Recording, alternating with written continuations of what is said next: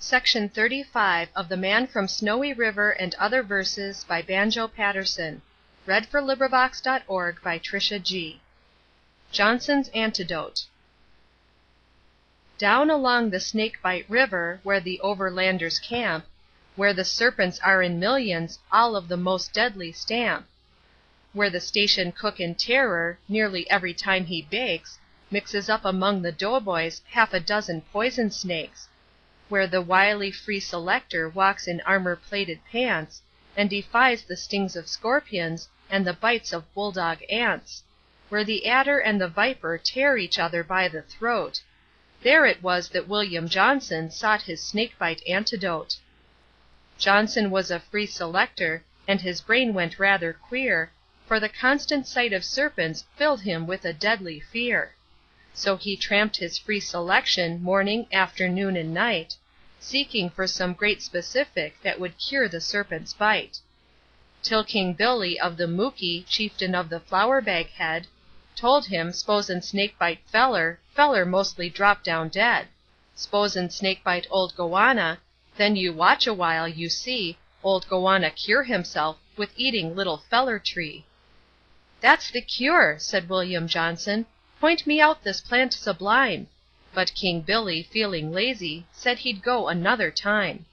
Thus it came to pass that Johnson, having got the tale by rote, followed every stray goanna, seeking for the antidote. Loafing once beside the river, while he thought his heart would break, there he saw a big goanna fighting with a tiger snake. In and out they rolled and wriggled, bit each other heart and soul, till the valiant old goanna swallowed his opponent whole. Breathless, Johnson sat and watched him, saw him struggle up the bank, saw him nibbling at the branches of some bushes green and rank, saw him, happy and contented, lick his lips as off he crept, while the bulging in his stomach showed where his opponent slept. Then a cheer of exultation burst aloud from Johnson's throat. "Luck at last," said he, "I've struck it, 'tis the famous antidote. Here it is, the grand elixir, greatest blessing ever known. 20,000 men in India die each year of snakes alone. Think of all the foreign nations, negro, chow, and blackamoor, saved from sudden expiration by my wondrous snakebite cure.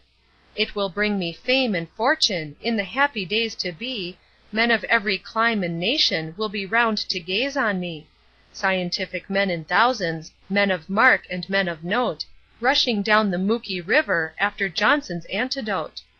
It will cure delirium tremens, when the patient's eyeballs stare at imaginary spiders, snakes which really are not there.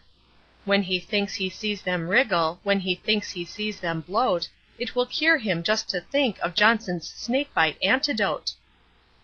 Then he rushed to the museum, found a scientific man. "Trot me out a deadly serpent, just the deadliest you can. I intend to let him bite me, all the risk I will endure, just to prove the sterling value of my wondrous snakebite cure. Even though an adder bit me, back to life again I'd float. Snakes are out of date, I tell you, since I've found the antidote."